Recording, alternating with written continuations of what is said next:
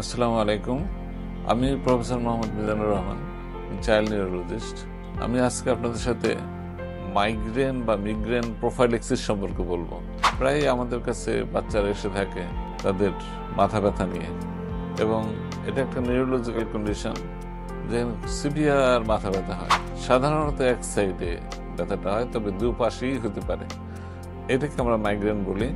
এটা হঠাৎ করে এসে কয়েক ঘন্টা বা কয়েকদিন থেকে আবার চলে যায়, ভালো হয়ে যায়, মাঝে কোনো সিমটমই থাকে না, বেশ ভালো, খেলাধুলা, খাওয়া দাওয়া সব কিছু ঠিক আছে। কিছুদিন পরে আবার সে ব্যথা শুরু হয়। সাধারণত এখানে ফ্যামিলি হিস্ট্রি পজিটিভ থাকে, বাবা মা বা ঘনিষ্ঠ আত্মীয় স্বজন যারা, তাদের এই ব্যথার থেকে থাকতে পারে। থাকবে এমন কথা না, থাকার সম্ভাবনা আছে। যখন থাকবে তখন মাইগ্রেনের ফেভারে আরো ডায়াগনোসিসটা যাবে। তবে বাংলায় আমরা আধকপালি ব্যথা বলি, যে মাথার অর্ধেক ব্যথা।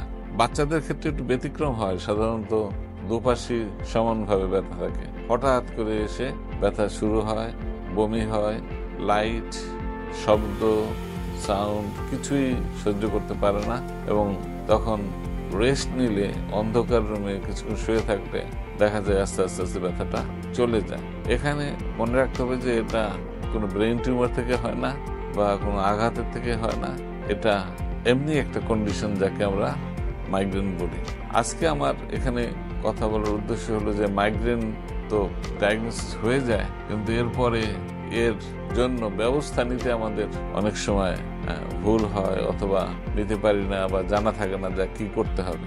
যেটা প্রথম কথা হলো যে যাদের মাইগ্রেন থাকবে তাদের সবচেয়ে গুরুত্বপূর্ণ চিকিৎসা হলো প্রিভেনশন, সতর্ক থাকা, যাতে আমার এই ব্যথাটা না ওঠে। সতর্ক থাকতে হলে কি করতে হবে, যে দেখা যাবে যে কিছু কিছু কারণে এই ব্যথাটা হঠাৎ করে শুরু হয়, সেই কারণগুলো অ্যাভয়েড করা, যেগুলোকে ট্রিগারিং ফ্যাক্টর বলে।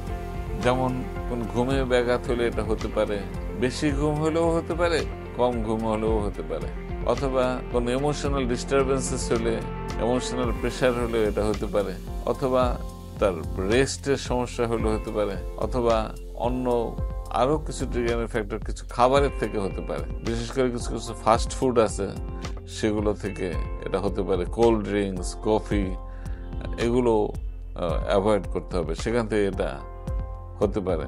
এই ফ্যাক্টরগুলোকে আমাদের এড়িয়ে চলতে হবে। অনেক সময় প্রচন্ড ক্ষুধার্ত হলে এটা হতে পারে, স্ট্রং স্মেল থেকে এটা হতে পারে। রেস্ট খুবই বেশি ইম্পর্টেন্ট এখানে, রিল্যাক্সেশন বা রেস্টের অভাবে এটা হতে পারে। আমরা যা ইদানিং করে থাকি, খুব বেশি মোবাইল ইউজ করি, টেলিভিশন দেখে থাকি, এগুলো থেকে এটা হতে পারে।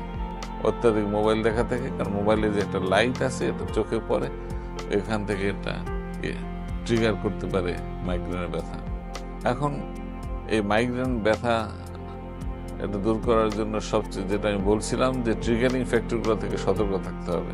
আর আরেকটা ইম্পর্টেন্ট কথা হলো যে আমাদের একটা ডায়েরি মেনটেন করতে হবে, ব্যথার কোন তারিখে মানে ব্যথাটা হচ্ছে, কোন সময়ে হচ্ছে, এবং এখানে কোন ট্রিগারিং ফ্যাক্টরের সাথে আমার এই ব্যথার সম্পর্ক, সেগুলোকে সেগুলো একটা নোট ওই ডায়েরিতে রাখতে হবে। তার ফলে বোঝা যাবে যে আমার এই মাইগ্রেনের ব্যথাটা আস্তে আস্তে দিনে দিনে ভালোর দিকে যাচ্ছে না খারাপের দিকে যাচ্ছে। তো মাইগ্রেন ডায়েরি, হেডেক ডায়েরি, এটা খুব একটা ইম্পর্টেন্ট। এটা ইভেন ট্রিটমেন্ট শিডিউল চুজ করার জন্য এই ডায়েরিটা দরকার। এখানে ডায়েরির মধ্যে যেটা লেখা থাকবে, এটা ডেট অনুযায়ী, টাইম অনুযায়ী নোট করতে হবে, এবং আমার কাছে এটা থাকবে।